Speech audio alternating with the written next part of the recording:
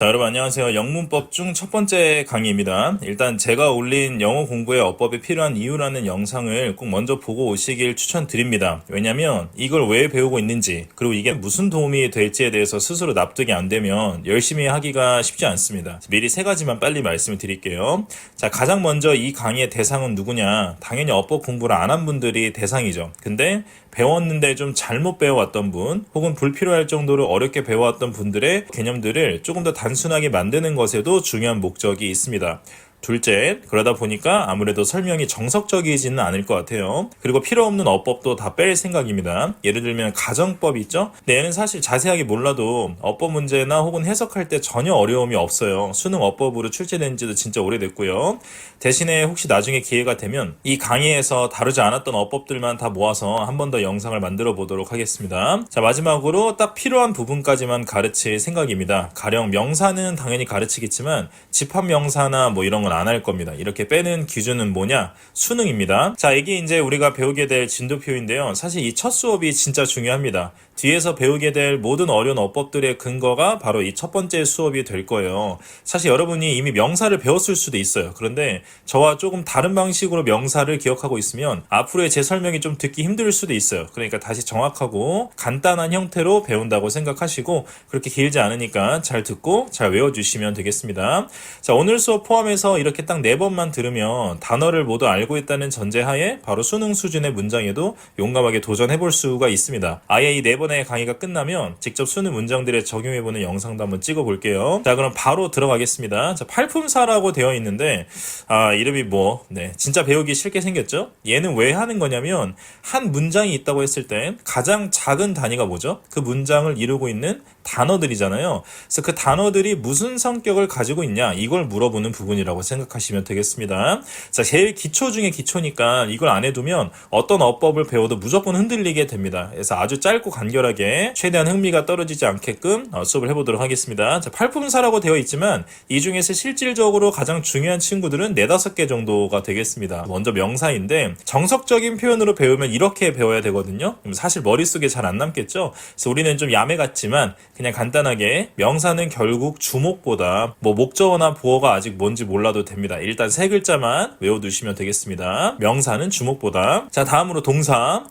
명사는 끝난 건가? 네, 끝났습니다. 주목보 이렇게 3글자만 외워도 수능뿐만 아니라 어지간한 영어 어학시험에서 명사가 어렵게 느껴지지는 않을 겁니다. 다 대비됩니다. 어법을 어렵게 배우는 게 세상에서 제일 쓸데기 없는 짓입니다. 자, 다음 동사. 수준은 똑같습니다. 무엇을 한다 이런 이상한 정의는 다 잊어버리셔도 되고요. 문장당 하나만 나온다. 이것만 기억하세요. 동사는 문장당 무조건 하나만 나온다. 자, 다음으로 오늘 수업 중에 정말 중요한 부사와 형용사인데 이 둘을 구별하는 게 진짜 정말 중요합니다. 한국어에서는 종종 이 둘을 이렇게 비교하게 되는데 영어에서는 절대 그러면 안 됩니다. 영어는 누구를 꾸며주는지가 기준입니다. 자, 형용사는 명사만 꾸며주는데 아까 주목보로 쓰인다고 했던 친구죠. 나머지를 전부 다 부사가 꾸며주게 됩니다. 그러니까 집합으로 따지면 여집합식으로 공부하시면 돼요. 형용사는 only 명사만 꾸며주고요. 부사는 명사 외에 전부 다 꾸며주는 역할을 맡게 된다. 자, 아마 누군가는 도대체 무슨 소리인지 모르고 집중력이 흐트러지기 시작했을 거니까 바로 이해될 수 있게 실제 문장에 적용을 해보도록 하겠습니다. 조금 쉽게 다가가야 되니까 한국어 문장에 먼저 적용을 해볼게요. 자, 이 문장 잘 보세요. 그는 화려하게 핀 꽃을 보았다. 지금 이 문장에서 화려하게라고 하는 단어는 선택지가 많습니다. 그는 또는 핀 또는 꽃 또는 보았다를 꾸며줄 수가 있겠죠. 여러분은 한국어만큼은 정말 오랫동안 네이티브로 써왔기 때문에 제가 굳이 구체적인 예시를 만들지 않아도 지금 화려하게라고 하는 친구가 핀이라고 하는 친구를 꾸며주고 있다는 걸 알 수 있습니다. 핀이 명사는 아니죠. 여기서는 꽃이라고 하는 친구가 명사죠. 그러니까 명사를 꾸며주고 있는 건 아니기 때문에 화려하게는 영어식으로 봤을 때 부사가 되는 겁니다. 자, 어법 공부하는 시간이니까 다른 친구들도 법칙으로 한번 접근을 해볼게요. 화려하게 그는 이상하죠? 그러니까 그는 꾸며주고 있는 게 아닌 겁니다. 화려하게 꽃? 이것도 뭔가 이상합니다. 그런데 그랑 꽃 이런 친구들을 보통 우리가 명사라고 하잖아요. 근데 화려하게가 붙으니까 너무 이상하게 느껴지잖아. 그러니까 화려하게는 그와 꽃이라고 하는 명사를 꾸며주지 못하고 있는 것 같습니다. 맞죠? 자, 명사를 꾸며주는 건 형용사인데 화려하게는 형용사가 아니라는 말이 되는 겁니다. 부사가 되는 것이죠. 자, 화려하게는 핀을 꾸며주고 있습니다. 그런데 그 핀은 뭘까요? 핀 꽃이니까 핀이 바로 꽃이라는 명사를 꾸며주고 있지 않을까요? 그러니까 핀이 형용사가 되는 거고요. 형용사를 누가 꾸며주죠? 명사 외의 모든 친구는 다 부사라는 애가 꾸며준다고 했으니까 굳이 단계를 나눠보면 이런 식으로 꾸밈을 받고 있다는 걸 알 수 있습니다. 자, 조금 느낌이 오셨을 것 같으니까 영어로 한번 가볼게요. 자, 이 문장은 그는 슬프게 보였다라고 해석이 됩니다. 슬프게라고 하니까 한국어로 따지면 부사를 쓰면 될 것 같은데 한 번 더 말씀드리지만 영어에서는 부사를 뭐뭐하게로 적용하면 안 된다. 영어에서 형용사와 부사를 구별하는 기준은 뭐라고요? 누구를 꾸며주는지로 봐야 한다. 그래서 이 문장 정답도 부사가 아닌 형용사 said가 정답이 되어야 합니다. 자, 왜 그러냐? 해석을 한번 볼까요? 그는 슬퍼 보였다. 자, 슬프다는 말이 누구를 꾸며줍니까? looks라는 동사를 꾸며주거나 혹은 그를 꾸며주겠죠? 자, look은 뭐뭐처럼 보이다라는 뜻의 동사인데 그 친구를 꾸며주게 되면 그를 보는 행위가 슬퍼져야 되지 않습니까? 그를 보는 내 눈이 슬픈 건가요? 뭔가 이상하죠? 자, 그가 슬프다면 어떻습니까? 너무 잘 어울리죠? 슬픈 그 친구. 근데 그는 문장에서 뭡니까? 주어를 맡고 있습니다. 주어? 주목보 명사죠. 명사를 꾸며주는 건 형용사가 되겠습니다. 그래서 영어에서는 형용사와 부사를 바로 이런 식으로 구별하게 된다. 반드시 기억을 해야 됩니다. 자, 다음으로 전치사까지만 배우면 탈품사를 굳이 더 공부 안 해도 됩니다. 전치사는 뭐 10초 컷입니다. 자, 항상 뒤에 명사가 같이 붙는데 명사는 친구가 주목보였잖아요. 그 중에 항상 목적어 형태로 온다. 그래서 전치사 플러스 명사다. 이것만 기억하시면 되겠습니다. 자, 잠깐 정리하겠습니다. 명사는 주목보고요. 동사는 문장에서 꼭 하나만 나온다는 거. 형용사는 명사만 꾸며주는 친구고 부사는 명사 외에 전부 다 꾸며주는 친구다. 전치사는 명사와 붙어 다닌다. 자, 그럼 문장에서의 역할이라는 개념으로 넘어가 보겠습니다. 자, 우리가 배워야 될 역할이 4가지가 있는데 놀랍게도 그 중에 이미 3개를 배웠습니다. 자, 제 수업이 보통 이렇게 구성이 되어 있습니다. 앞 내용의 부분이 계속 반복되면서 쓰일 거라서 초반에 수업을 잘 들어놓으시면 뒷부분은 계속 반복일 거니까 아마 조금 더 쉽게 수업을 들으실 수 있을 것 같아요. 자, 주목보 명사겠죠. 자, 아까는 형용사랑 부사 구별하는 걸 자세하게 공부했었는데 이 역할 파트에서는 목적어와 보어라는 친구를 구별하는 게 매우 중요합니다. 근데 구별하는 기준이 2가지나 있기 때문에 이거는 인간적으로 헷갈리면 안 됩니다. 기준이 뭐냐? 목적어는 을이라고 하는 친구가 붙는 게 기준이고요. 보어는 주어와 이퀄 관계, 뭐 땡땡 관계, 일치 관계 여러분 편한 말로 다 쓰셔도 됩니다. 또 쉽게 한국어 예문으로 먼저 살펴보도록 하겠습니다. 나는 키가 크다. 크다라는 말에 을을이 붙나요? 안 붙죠? 크물 이런 표현 안 쓰잖아요. 그리고 큰 거 누구죠? 주어인 나죠? 주어랑 이퀄 관계, 땡땡 관계가 된다. 그래서 크다라는 말은 보어가 되겠습니다. 자, 이렇게 확인해 볼 수 있는 기준이 2가지나 있기 때문에 목적어와 보어는 진짜 헷갈려서는 안 되겠다. 자, 영어로 한번 볼게요. 나는 차를 구매했다. 차라는 친구가 과연 보어인가 목적어인가 해석을 해보면 나는 차를 구매했다니까 차 뒤에 을을이 붙죠? 그리고 나 이꼴 차는 아니잖아요. 그러니까 목적어가 되겠습니다. 자, she and I were roommates. 그녀와 나는 룸메이트였다. 그럼 그녀와 나 이꼴 뭡니까? 룸메이트죠? 그리고 해석해보면 그녀와 나는 룸메이트였다니까 여기 을을이 붙어요 안 붙어요? 안 붙죠? 룸메이트에 을을이 안 붙습니다. 그래서 이 친구는 보어가 되겠습니다. 마지막으로 하나만 더. 보어 자리에는 항상 명사나 형용사만 옵니다. 그런데 사실 모든 어법을 다 외울 필요는 없습니다. 자, 제가 보어 자리에 명사나 형용사가 온다고 했는데 이걸 외워도 되지만 한번 잘 이해해보세요. 사실 너무 당연한 게 보어라는 게 조건이 뭐였어요? 주어와 이퀄 관계가 되는 게 보어였죠? 근데 주어의 품사가 뭐였죠? 주목보가 누구였어요? 우리가 명사라고 배웠단 말이지. 명사랑 이퀄 관계가 되려면 당연히 똑같이 뭐가 나와야 되겠어요? 똑같이 명사가 나와야겠죠. 혹은 명사를 꾸며줄 수 있는 유일한 친구 누구? 그렇죠. 형용사가 나와야 하는 겁니다. 그래서 보어 자리에는 명사와 형용사가 나옵니다. 어떻게 보면 사실 외울 필요가 없는 당연한 말인 거죠.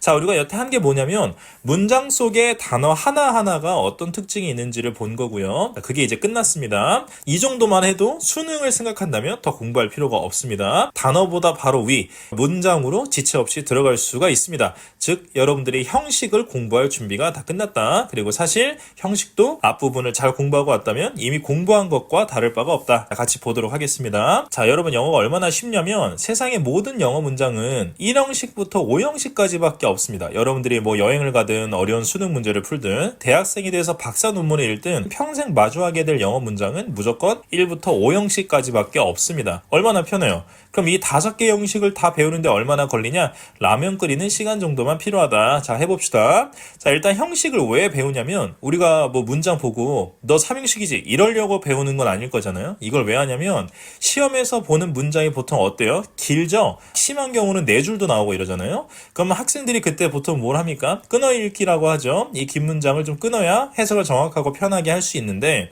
그 나눠지는 기준이 여러분이 기분 나쁠 때가 아니라는 거예요. 아, 왜 이렇게 길어? 이게 아니라는 거죠. 합리적인 기준이 있다라는 거지. 어디까지만 을룰로 묻겠다. 어디까지만 주어다. 이런 게 있단 말이죠. 그걸 나누는 최소한의 단위가 바로 형식입니다. 그래서 배우는 거예요. 즉 문장 해석할 때 조사를 올바르게 쓰기 위함이다. 자, 조사가 뭐냐? 은는이가 을를 이게 조사 아니에요. 근데 그걸 하나도 모르고 단어 뜻만 알고 있는 상태에서 수능 문장에 덤비면 어떻게 되냐? 이 문장이 어떻게 읽혀요? 이렇게 읽히게 되죠. 이러면 뭔 뜻인지를 모른다. 그래서 형식을 배우는구나 라고 생각하시면 되겠습니다. 자, 이때 반드시 신경 써야 할 중요한 게 있어요. 어떤 문장을 형식으로 한번 나눠볼 때는, 그러니까 슬래시를 쳐볼 때는 부사와 전치사구는 고려하지 않습니다. 그럼 이제 여러분들도 흔들리죠. 분명 구라는 말을 나는 배운 적이 없어. 근데 강사가 구나 절 이런 소리 하니까 지금 이미 무슨 소리인지 놓쳤어요. 여러분 문제가 뭐냐면 지금 이해가 안 가는 단어가 나와버렸는데 일단 그냥 넘어간단 말이에요. 그럼 이제 지금부터 집중 안 되는 수업이 시작되는 겁니다. 저는 영어뿐만 아니라 모든 학습이 그런 것 같습니다. 친숙하지 않은 용어 사용이 보통 학습을 망치는 가장 큰 요소인 것 같아요. 여러분들이 이해를 못하면 안 되니까 아주 쉽게 구와 절을 1분 컷으로 빨리 끝내보겠습니다. 구도 역시나 정석으로 배우면 너무 스트레스 받습니다. 그러니까 속성으로 한번 얘기를 해볼게요. 자, 얼마나 속성이냐? 그냥 단어가 2개 이상이면 일단 무조건 구 아니면 절입니다. 그러니까 그 슬슬 느낌이 오죠? 저한테 배운 어법은 좀 뭐랄까 남한테 설명하기에는 좀 창피한 감이 없지 않아 있습니다. 그냥 혼자 이해하시고 조용히 삶을 살아가시면 될 것 같아요. 자, 단어가 2개 이상이면 일단 무조건 구 아니면 절이다. 근데 그게 하필 주어 동사가 포함된 2단어 이상이다? 그러면 절이고요. 그게 아니면 구라고 합니다. 자, 끝. 그는 키가 큰 남자다. 그러면 그 이꼴 키가 큰 남자니까 키가 큰 남자는 보어가 되겠죠? 보어 자리에는 아까 배운 대로면 명사랑 형용사가 나올 거야. 근데 tall man, 키가 큰 남자니까 아무래도 명사겠죠?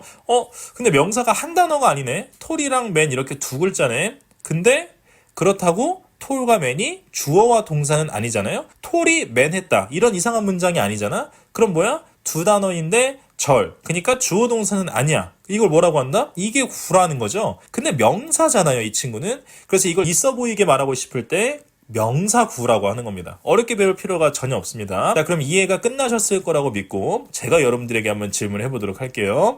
형용사구라고 하는 것은 과연 무엇을 지칭하는 말일까요? 형용사는 뭐였지? 형용사의 특징은 명사만 꾸며준다는 거였고 구는 2단어 이상이면 됐잖아요. 그러니까 뭐가 되는 거야? 2단어 이상인데 명사를 꾸며주고 있으면 그 친구를 형용사구라고 하는 겁니다. 자, 매우 키가 큰 남자. 여기서 매우 키가 큰이라고 하는 말이 남자라는 명사를 꾸며주고 있잖아요. 즉 very tall이라고 하는 친구가 man을 꾸며주고 있으니까 얘는 형용사인데 2단어잖아. 이때 이 very tall이라고 하는 2단어를 형용사구라고 하는 거예요. 이게 끝입니다. 자, 그래서 뭐 부사랑 전치사구는 고려하지 않는다, 형식에. 왜 전치사구일까요? 제가 아까 전치사 뭐라 그랬어요? 항상 뒤에 명사가 같이 붙어 다닌다. 몇 단어? 2단어가 되겠다. 그래서 구가 되는 겁니다. 그러니까 어떤 문장의 형식을 나눠볼 때 얘네 둘은 빼고 하겠다 이겁니다. 필요 없고 불편하니까 이거 빼고 생각을 하자고. 자, 바로 1형식 들어가도록 하겠습니다. 세상 간단하게 생겼죠? 주어와 동사만 있는 아주 귀여운 형태의 문장입니다. 이 난산, 이런 게 바로 전치사구라는 거죠? 이거 제가 뺀다 그랬죠? 그럼 문장의 부분이 몇 개 남습니까? I와 live라고 하는 2부분밖에 남지 않습니다. 이게 바로 1형식이다. 지울 거를 다 지웠는데 2개가 남아있다? 이건 고민할 게 없는 겁니다. 문장 요소가 2개밖에 안 나오는 건 1형식밖에 없습니다. 주어와 동사가 남는 친구가 되겠습니다. 다음으로 2형식과 3형식을 바로 볼 건데 지금부터 1형식과 2형식이 헷갈린다? 이거는 진짜 곤란하죠. 왜 곤란하냐? 두 개랑 세 개를 구별 못하는 거잖아요. 2, 3형식은 서로 헷갈릴 수 있어요. 왜? 성분 개수가 똑같잖아. 근데 1형식이랑 헷갈리는 건 진짜 말도 안 되는 겁니다. 지울 걸 다 지웠을 때 두 개가 남아있으면 무조건 1형식이고요. 세 개가 남아있으면 2형식 아니면 3형식이 되는 겁니다. 근데 사실 2, 3형식도 이미 배웠다고 봐도 무방합니다. 둘 다 주어 동사 나오는 건 똑같고요. 뒤에 보니까 결국엔 목적어가 나오냐 보어가 나오냐의 구별인데 사실 이거 이미 했잖아요. 결국 뭘 구별할 줄 알면 되는 거야? 목적어와 보어를 구별할 줄 알면 된다. 자, 이 형식 예문은 톰은 뮤지션, 음악인이다 이거죠. 근데 아래 문장은 어떻습니까? 톰이 뮤지션을 사랑한 거죠. 을을이 붙었으니까 목적어인 거거든요. 지금 세상에 있는 모든 영어로 된 문장들 중에 5분의 3을 벌써 다 배운 겁니다. 자, 영어가 왜 세계 언어가 되었냐?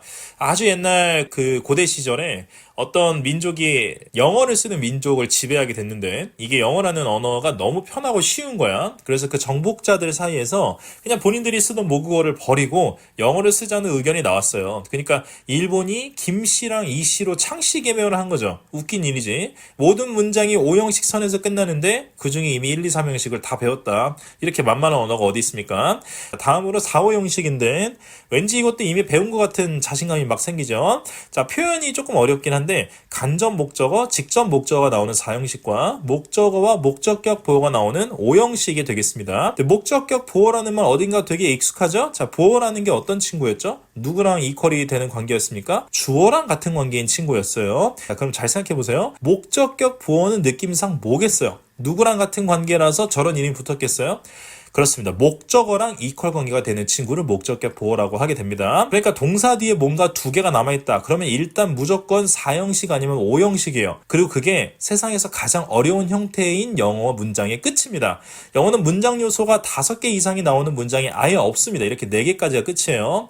선생님 그럼 제가 본 4줄짜리 문장은 대체 뭐였죠? 그것도 아마 많아봤자 3부분이나 4부분으로밖에 나뉘지 않을 겁니다. 아마 주어나 목적어 혼자서 3줄이고 막 이랬을 거예요. 어쨌든 나눠보게 되면 4부분으로 나뉘는 게 가장 어려운 영어 문장의 끝이다. 동사 뒤에 2개가 있는데 그 둘이 보니까 서로 이퀄 관계다. 서로 꾸며주고 막 같은 관계다. 그러면 5형식이 되는 거고요. 목적격 보어니까. 그게 아니면 4형식이 되는 겁니다. 그냥 이퀄이라고 하면 조금 표현이 애매할 수 있으니까 목적어가 하게 될 행동이나 특성이라고 좀 더 자세하게 말씀을 드리겠습니다. 미스터 콩은 우리에게 영어를 가르쳤다. 몇 개죠? 동사 뒤에 지금 2개가 남았어. 우리가 지을 수 있는 건 부사구와 전치사구 같은 친구들이었는데 둘 다 아닙니다. 자, 그럼 뭡니까? 4 아니면 5형식이 되어야 하는 겁니다. 왜 당신의 영어가 자꾸 어려워지냐? 상상력이 지나쳐서 그렇습니다. 어딘가 몰래 숨어있는 7형식 막 이런 거 찾으려고 하니까. 영어가 쉬운 친구들은 왜 쉽냐? 경우의 수가 적다는 걸 이미 매우 잘 알고 있어요. 동사 뒤에 2개가 있는데 고민할 게 없는 거죠. 무조건 4 아니면 5형식이 돼야 되는 거지. 자, 근데 문장 뜻이 우리에게 영어를 가르쳤다 이건데 여러분 이퀄 영어예요? 너가 영어이자 영어가 너야? 아니잖아. 이건 4형식이 되어야 합니다. 자, 5형식 볼까요? 미스터 콩이 그의 개에게 킹이라는 이름을 지어줬다. 좀 이상한 사람이죠? 그러면 그의 개가 결국 이퀄 킹이 되는 거 아닙니까? 그의 이름이니까. 제 이름이 콩이니까 콩 이퀄 저잖아요. 둘이 이퀄이 되죠? 이런 걸 5형식이라고 하는 겁니다. 자, 혹은 이런 문장도 있어요. 제가 아까 목적격 보어를 뭐라고 정의해 드렸냐면 목적어랑 이퀄 관계다라고만 하면 조금 애매하니까 목적어가 하게 될 행동이나 특성이라고 그랬잖아요. 자, 그럼 이거 해석하면 미스터 콩은 내가 영어를 공부하기를 원했다. 자, 그럼 영어 공부하는 건 누구예요? 나잖아. 나는 근데 주어가 아니라 여기서 목적어잖아. 그럼 저 부분은 목적격 보어가 됩니다. 목적어가 하게 될 행동. 여러분들은 영어 문장 자체는 이미 다 배우게 되었다. 저의 응원이 전혀 안 믿기실 거니까 바로 수능 수준에 적용해 보도록 하겠습니다. 아예 올해 출제된 수능을 가져와 봤습니다. 오답률도 꽤 높았던 지문에서 나온 문장인데 일시정지 하시고 몇 형식일지 한번 고민해 보시기 바랍니다. 이렇게 3형식이죠? 전치사구 뺀다 그랬잖아요. 이 문장은 노란색의 주어가 파란색의 목적어를 주황색 동사했다고 해석하시면 되는 겁니다. 이 해석의 기본 뼈대 3형식이니까 노란색 주어가 노란색 목적어를 동사한다. 이 기본적인 뼈대를 바로 형식이 만드는 겁니다. 이게 없으면 해석이 아니라 그냥 단어 뜻만 왕창 모으게 되는 거죠. 여러분들이 여태까지 했던 이상한 해석, 음악 악보는 영화 더하는 추가적인 층 영화 텍스트 이렇게 해석이 되는 거죠. 이건 사실 아예 그이 아니잖아요. 원시인의 언어잖아요. 돌, 너, 죽음 뭐 이런 거잖아. 그러니까 뭔가 읽긴 읽은 것 같은데 뭔 말인지는 모르겠는 거. 이런 문장이 8개에서 10개 정도 쌓여있는 게 하나의 지문이다. 그러니까 여러분들의 그 느낌, 읽히기는 하는데 뭔가 이 지문이 도대체 무슨 소리 소리를 하고 싶은지 잘 모르겠다. 여기서 시작되는 거예요. 조사, 기본적인 형식, 이게 안 되어 있다 보니까 사실 아예 모르는 상태인 거죠. 이 문장이 정확히 무슨 뜻을 갖고 있는지. 근데 단어 몇 개가 해석되어 버리니까 진짜 위험한 상태인 거예요. 이 문장을 모르는데 안다고 생각하고 끝내버리게 되는 거죠. 자, 그럼 질문이 하나 나올 수 있어요. 아니, 그럼 이 문장이 삼형식으로 쓰이는 걸 어떻게 알아야 되냐, 내가. 자, 여러분, 영어가 조금 힘들 뿐이지 한국어는 최소 네이티브 15년 차 아닙니까? 어디 가서 미국 15년 정도 살고 왔다고 하면 그 사람 영어 엄청 잘할 것 같잖아요. 여러분들이 한국어에서는 그 정도 레벨인 거예요. 자, 동사 보세요. add는 더하다라는 뜻이네요. 여러분, 더하다라는 말 솔직히 어렵지 않잖아요. 잠깐만 생각해보면 내가 더하다라는 말을 한국어에서 보통 어떻게 쓰는지가 나온다 이거야. 얘는 목적어가 필요한 동사라는 생각이 바로 들게 됩니다. 그래서 동사가 사실상 문장의 허리입니다. 동사가 이 문장이 몇 형식일지를 거의 대부분 말해준다고 보시면 되겠습니다. 그래서 주어, 동사, 목적어가 잘 나뉘게 되면 이렇게 조금 더 세련된 형태의 문장이 나옵니다. 위에 걸 직역, 밑에 있는 걸 의역이라고 합니다. 직역이 되어야 의역이 될 수 있어요. 그리고 의역이 되어야 그때서야 문제를 풀 수 있습니다. 다음으로 문장의 종류인데 이건 조금 가르치기에는 개인적으로 시간이 너무 아깝다고 느껴집니다. 그냥 눈으로 보시고요. 시험에 출제되는 경우도 거의 없으니까 지금 빨리 외우고 끝내는 걸로 하시면 되겠다. 자, 이 챕터를 굳이 넣은 이유는 사실 간접 의문문 때문에 그렇습니다. 얘는 좀 많이 나오죠? 어법 공부는 제가 목적어가 을을이라고 했던 것처럼 그 어법 개념에 대한 정확한 정의를 확실하게 외우는 게 너무 중요한데, 예를 들면 제가 목적어가 뭔지를 물어봤는데 뭔가 목적성을 가진 어떤 것 아닌가요? 이딴 식으로 대답할 거면 그냥 무건수행하는 편이 낫다는 거죠. 간접 의문문이 딱 그렇습니다. 반드시 외워야 합니다. 정의를. 이런 식으로 하시면 안 돼요. 이렇게 외워야 합니다. 자, 근데 제가 가르치지 않아도 이미 어느 정도는 이해가 되실 겁니다. 명사 자리면 어디 자리죠? 주목보 자리잖아요. 그러니까 쉬운 말로 주어, 목적어, 보어가 나와야 될 자리에 의문문, 그러니까 무엇을 물어보는 문장 하나를 통째로 집어넣어 보겠다 이 말이에요. 그럼 이런 문장이 됩니다. 이때 일어나는 일 두 가지만 기억하시면 되겠습니다. 원래 의문문은 동사, 주어로 순서가 바뀌어서 나오는데 그게 다시 주어, 동사가 되고요. 의문문 만들 때 사용되었던 두 동사들이 삭제된다. 이게 끝. 다음으로 시제 정리해 보겠습니다. 우리가 살고 있는 시간대를 한번 그려본 건데요. 지금 산에 가는 걸 좋아하면 현재죠. 지금 좋아하니까. 그럼 어제도 있겠죠? 어제니까 과거가 되겠고요. 그렇다면 내일도 있겠습니다. 자, 어제가 과거라면 그저께는 대과거가 됩니다. 그래서 대과거라고 하는 말은 항상 상대적인 시제입니다. 특정한 과거 시점이 있어야지만 그 이전이 대과거 혹은 과거 완료가 됩니다. 수능 영어에서는 대과거라고 하는 말과 과거 완료라고 하는 말을 굳이 구별하실 필요가 없어요. 같은 말이다 생각하시면 되겠습니다.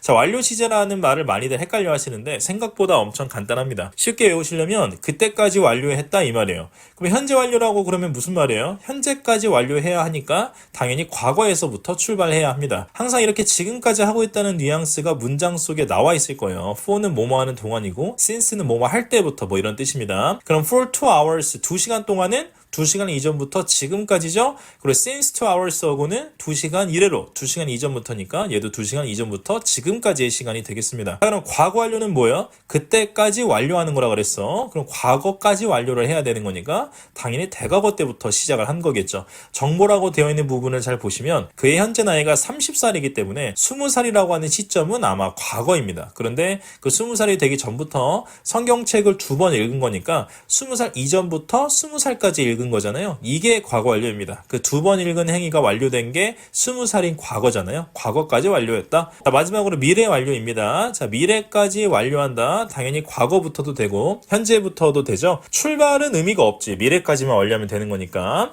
자, 벌써 오늘의 마지막 개념 바로 수동태가 되겠습니다. 수동태야말로 여러분들이 가장 오해를 많이 하고 있고 또 잘못 배우고 잘못 배웠는데 알고 있다고 착각하고 있을 가능성이 가장 큰 그런 영역이 되겠습니다. 수동태에 대한 생각이 보통 이렇습니다. 다 틀린 생각이죠. 수동태의 정확한 정의는 이겁니다. 원래 목적어여야 했던 친구가 주어로 가게 됐다. 그래서 be 플러스 pp의 형태가 나온다. 이거 이상으로 배우는 건 다 혼란이에요. 수동태는 절대 느낌 같은 게 아니고요. 틀입니다. 틀. 공식이고 규칙 같은 거죠. 감각이 전혀 아닙니다. 한국어로 한번 볼게요. 모욕감이 목적어죠. 모욕감을 이렇게 되어 있으니까 자, 수동태에서는 걔를 어디로 보낸다? 주어로 보낸다. 그럼 이렇게 되는 게 바로 수동태입니다.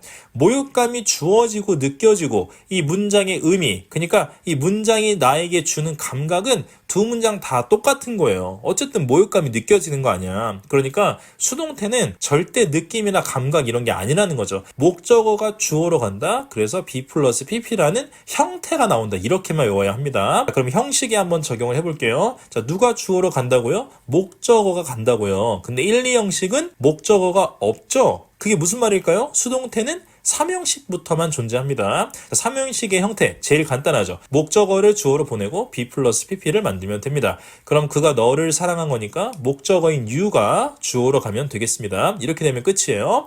다음으로 4형식. 4형식 우리가 뭐라고 배웠냐면 간접 목적어 그리고 직접 목적어 이렇게 목적어가 2개 나온다고 배웠습니다. 자, 그럼 주어로 갈 수 있는 목적어도 2개가 나옵니다. 근데 하나만 앞으로 가야 하니까 나머지 하나는 남아있을 거 아닙니까? 그럼 이렇게 됩니다. 예문도 이렇게 2가지가 나올 수 있는 거고요. 간목이 가는 경우와 직목이 가는 경우. 자, 똑같이 5형식은 목적어가 주어로 빠지게 되면 그 뒤에 있었던 목적격 보어는 아마 그대로 남아있을 것입니다. 그래서 이렇게 목적어는 주어로 그리고 목적격 보어는 그대로 남아있는 이런 수동태가 됩니다. 자, 근데 여기서 사역동사와 준사역동사, 지각동사라는 친구들을 외우고 넘어가야 하는데요. 감각동사랑 지각동사라고 하는 개념을 철저하게 구별하시는 분들도 계신데 제 개인적인 생각엔 수능에서 이 두 용어의 차이에 주목하는 것은 별로 큰 의미는 없는 것 같습니다. 저희는 지각동사라는 말만 쓰고요. 이 부분을 좀 자세히 잠깐 다뤄보도록 하겠습니다. 여기서부터는 이유가 필요 없이 암기를 좀 해주셔야 하는데요. 사역동사에는 have, make, let 이라고 하는 친구가 있는데 뒤에 동사 원형이나 pp를 받습니다.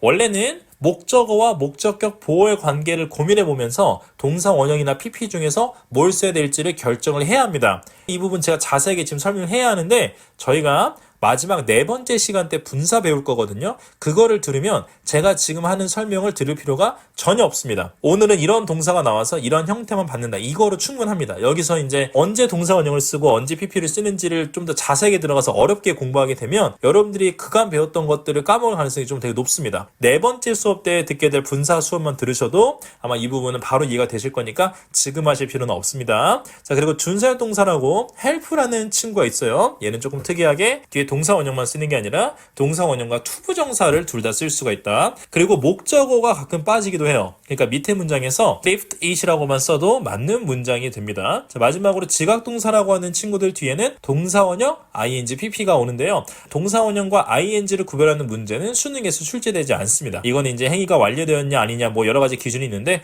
어쨌든 물어보지 않는다. 그래서 이 2가지를 묶어서 동사 원형과 ing를 써야 되는지 아니면 pp를 써야 되는지만 구별하시면 되겠는데 이것도 역시나 뒤에 4번째 수업인 분사 수업을 듣게 되시면 바로 이해가 되실 것이기 때문에 지금 우리가 굳이 시간을 많이 낭비하면서 볼 필요는 없을 것 같다. 지금 이해보다는 암기를 먼저 하시고 4번째 수업 때 확인하셔도 충분합니다. 자, 이걸 왜 했냐면 우리가 지금 형식을 공부하고 있던 중이 아니고 수동태를 배우고 있었잖아요. 특히 그 중에 5형식 수동태인데 목적어가 나오고 목적격 보어 자리에 뭘 쓰냐 이걸 이제 하고 있었단 말이지. 사역동사와 지각동사가 수동태가 되면요. 방금 말 잘 집중해야 됩니다. 사역동사가 make였잖아요. 근데 그게 be made가 되면 이 말이야. 그렇게 되면 그때는 뒤에 목적격 보어 자리에 원래 뭘 쓴다고 외웠었냐면 동사 원형이랑 pp였어요. 그쵸? 그런데 투부정사가 나오게 됩니다. 이 문장들에서 2번째 나온 수동태 문장들에 있는 앞에 to를 지우고 그냥 동사 원형으로 바꾸면 바로 어법 문제가 되는 겁니다. to work나 to enter라고 안 쓰고 그냥 work나 enter로 쓰는 거지. 자, 오늘의 내용 정리하겠습니다. 품사 기억나셔야 됩니다. 역할은 보어랑 목적어만 구별할 줄 알면 되겠다. 1형식부터 5형식까지 다 배우셨기 때문에 당장 오늘부터 다른 건 몰라도 세상에 있는 모든 영어 문장들의 형식은 구별할 줄 알아야 됩니다. 1형식과 2형식이 헷갈리거나 3형식과 4형식이 헷갈린다? 이거는 진짜 심각한 거죠? 아침에 일어날 때마다 자기 손가락 개수가 헷갈리는 사람인 거지. 문장의 종류는 간접, 의문문, 정의 아는 게 되게 중요하다고 했고요. 은근슬쩍 물어보다 이런 거 아닙니다. 완료 시제, 그때까지 완료한다는 의미이고요. 제일 중요한 수동태, 목적어가 주어로 이동하는 것이다. 그래서 be 플러스 pp라는 형태이자 틀이 나오는 문장이 되겠다. 자, 5형식에서 사역동사나 지각동사의 목적격 보어가 투부정사로 바뀐다. 네, 꼭 기억을 해주셔야 되겠습니다. 자, 그럼 마무리 퀴즈를 풀어봅시다. 모든 수업이 끝날 때마다 이렇게 퀴즈를 풀어볼 건데 저는 화면이 넘어가는 대로 바로 해설을 할 테니까 문제가 나오자마자 일시정지 하시면 되겠고요. 틀린 문제가 있으면 꼭 반드시 돌아가서 복습해야 합니다. 자, 첫 번째 정답 delicious,죠? 자, 앞으로 여러분들 기억하셔야 하는 거 혹시 이 문제를 접근하는데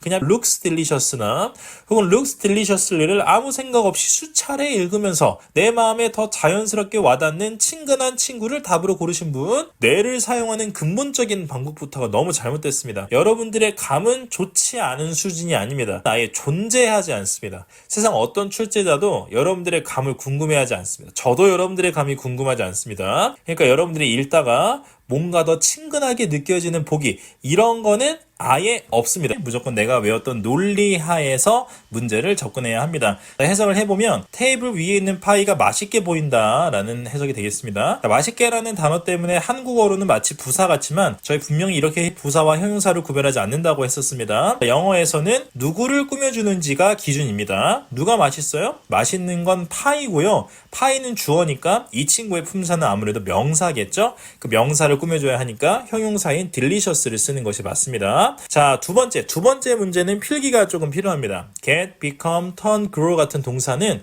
원래 가지고 있는 뜻이 있죠. 뭐 얻다, 되다, 돌다, 잘하다 이런 것들이 있는데, 자, 이 친구들 모두 이 형식에서 해석을 마치 비동사처럼, 그러니까 뭐뭐이다 혹은 뭐뭐가 되다 정도로 해석을 바꾸게 됩니다. 자, 이게 안 되면 무슨 일이 벌어지냐?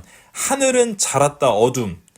장르가 좀 전혀 의도하지 않은 방향으로 가잖아요. 하늘이 어두워졌다라고 해석하시는 게 맞겠습니다. 자, 2번 문제도 마찬가지입니다. 자, 여러분, 그녀의 얼굴이 턴을 했다? 이 말은 거의 180도 돌아갔다는 뜻이에요. 보통은 의식을 잃죠? 바퀴벌레가 아무리 무섭다고 머리가 돌아가면 안 되겠습니다. 돌아가다가 아니고 그냥 이 형식으로 해석해서 되었다. 그래서 얼굴이 하얗게 되었다. 얼굴이 하얗게 질렸다. 이렇게 해석하시면 되겠습니다. 자, 역시나 하얗게라고 하니까 부사, 형용사 구별을 제대로 안 배우게 되면 한국어 기준으로 화이트리를 엄청 쓰고 싶다 이거지. 하지만 하얗게 질렸다라고 하는 건 하얀 게 그녀의 얼굴이란 뜻이죠. 근데 그녀의 얼굴은 주어란 말이죠. 주어라면 명사가 될 텐데 그런 명사를 꾸며주는 정답은 형용사인 화이트가 정답이 되어야 한다. 다음 let은 이제 사역동사죠. 동사 원형과 pp만 받음으로 join이 정답이고요. 자, 다음 문제도 풀어보시길 바랍니다. 수학 역사를 공부했으니까 왠지 과거 같고요. 근데 또 시험은 오늘이고 지난밤이라는 시제가 나와 있습니다. 아직도 영어 어법을 이상하게 적용하고 있는 친구들은 아마 has studied를 골랐을 거예요. 이유는 뭐 당연하죠. 더 간지나잖아요. 그냥 studied만 쓰면 뭔가 덜 배운 사람 같으니까. 그래도 두 개는 써야 뭔가 조금 더 세련된 사람 같죠. 현재 완료 제일 중요한 거 뭐라고 했습니까? 현재까지 완료를 해야 한다. 시험이 오늘이라는 말만 나왔지 오늘까지 공부했다는 말 분명히 존재하지 않습니다. 오늘까지 공부했다면 그냥 last night이라고만 쓸 게 아니라 두 개 있었잖아요. 포랑 since, 자, since last night 이라고 나와야 합니다. 지난밤부터죠? 이 문제 정답은 studied가 되겠습니다. 지난밤만 공부한 거예요. 시험은 오늘이고요. 시험이 오늘이니까 오늘까지 공부했다는 말은 여러분들 머릿속에만 있는 겁니다. 문장은 분명하게 어젯밤만 공부했다고 명시하고 있습니다. 두 번째, 그가 은퇴한 것이 지난달이에요. 즉 과거입니다. 그런데 그 전까지 25년 근무했으니까 어떻게 근무한 거야? 25년 하고도 한 달 전부터 지금으로부터 한 달 전까지 근무한 거죠. 그럼 대과거 혹은 과거 완료가 되겠죠. had been을 쓰시면 되겠습니다. 마지막 문제도 같습니다. 뭐라고만 나와 있죠? 며칠 전이라는 표현밖에 없어요. 며칠 전부터였으면 since나 for가 나와야 한다. 이거는 두 번째 거 현재 완료 고르면 진짜 무서운 문장이 돼버리죠. 흉악범이지 며칠째 눈에 보이는 카메라를 다 부수고 다니는 사람이 되는 겁니다. 자, 이해되셨죠?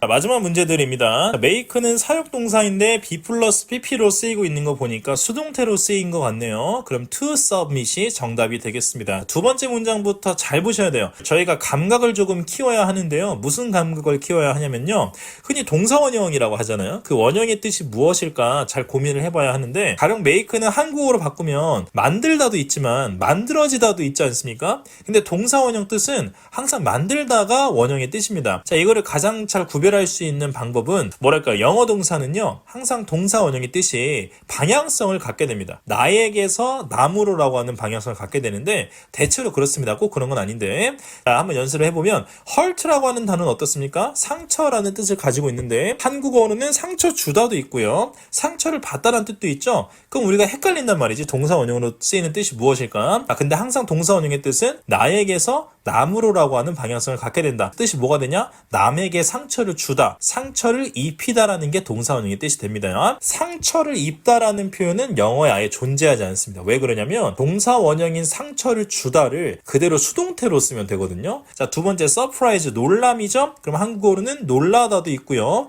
놀래키다도 있단 말이지. 그럼 동사 원형의 뜻이 뭐겠습니까? 놀라는 겁니까? 놀라게 만드는 겁니까? 놀라게 만드는 거겠죠? 놀라게 하다가 원형입니다. 자, 같은 원리로 쇼크는 어떨까요? 충격, 어떤 뜻이 될까요? 그렇습니다. 충격을 주다입니다. 자, 충격을 받다, 충격 먹다 이런 거 절대 아닙니다. 자, 그거는 수동태로 충분히 표현할 수 있다. 그러면 2번이 부상이라는 뜻인데 부상을 입히는 겁니까? 아니면 부상을 당하는 겁니까? 동사 원형의 뜻은 무조건 부상을 입히다가 되겠습니다. 그러면 한국어로 예문 어떻게 씁니까? 콩을 부상시키다 라고 쓰이죠. 아무래도 삼형식으로 쓰여야 하는 동사 같은데 제가 전치사고는 분명히 형식 고민할 때 지우라고 했습니다. 그러면 in the accident가 지워지게 되는데 뭐가 남습니까? 아무것도 남지 않죠? 목적어가 없습니다. 그러니까 내 느낌에 따르면 상처를 입히다, 부상을 입히다라고 하는 동사는 무조건 누구를 부상 입히는 건지 목적어가 나와야 하는데 그게 없잖아요. 여기가 바로 아주 중요한 기점입니다. 자, 여러분들의 영어가 왜 어렵다? 자꾸 상상력을 발휘한다. 5형식까지밖에 없는데 자꾸 7형식이 있는 것처럼 어려워한다. 자, 그러면 지금 무슨 일이 일어났어요? 목적어가 없잖아. 목적어가 사라지는 어법은 하나밖에 배운 적이 없습니다. 누구야? 수동태죠. 목적어가 어디로? 주어로 가는 어법이 되겠습니다. 이 문장은 수동태 문장이 되어야 하겠습니다. 목적어가 제자리에 없는 건 목적어가 주어로 가는 수동태밖에 없습니다. 세 번째, 구성이란 뜻입니다. 이런 문제가 진짜 중요합니다. 왜냐면 제가 아까 분명히 여러분들 감이 안 좋다고 그랬는데 아직도 고집 피우는 사람이 무조건 있을 거예요. 자, 한국어로 보세요. 구성. 우리 구성이라는 말 어떻게 쓰죠? 이 빌딩은 많은 상가들로 구성되어 있다. 곤충은 머리, 가슴, 배로 구성이 되어 있다.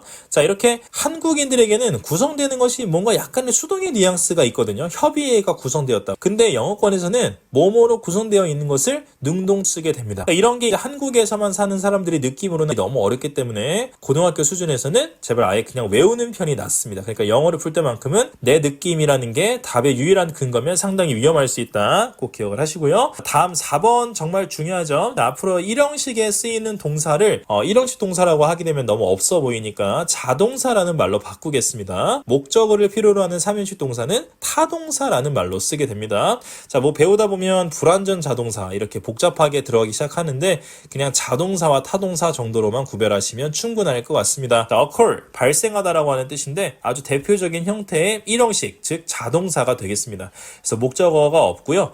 목적어가 없다는 뜻은 수동태로 아예 쓰일 수가 없습니다. 1형식과 2형식은 목적어가 없기 때문에 수동태의 형태가 없다. 정답은 occurred가 정답이 됩니다. 자, 그리고 보통 시간이나 때를 나타내는 표현들은 부사로 쓰입니다. 부사보다 전치사처럼 형식 고려할 때는 지워도 되는 친구다. 즉 last Saturday는 지워도 되는 표현이 되겠고요. 4번은 1형식 문장이 됩니다. 1형식 동사의 개수가 워낙에 적으니까요. 등장할 때마다 외우시는 편이 낫습니다. 이걸 뺀 나머지가 최소한 3형식, 그러니까 타동사 이상이다. 이렇게 여집합식 공부법을 적용하는 게 낫습니다. 자, 이렇게 첫 번째 강의가 끝났습니다. 이렇게 3번만 더 들으시면 거짓말 같겠지만 수능 문장도 시간만 충분하면 완벽하게 그리고 정확하게 해석할 수가 있습니다. 일부 그 지엽적인 고급 어법들도 좀 있긴 한데 그 나중에 차차 정리해 드릴 거니까요. 일단 4번의 수업만 들어도 거의 뭐 95% 정도의 문장은 다 해석이 되실 겁니다. 3번만 더 열심히 들으시면 되겠습니다. 자, 화이팅!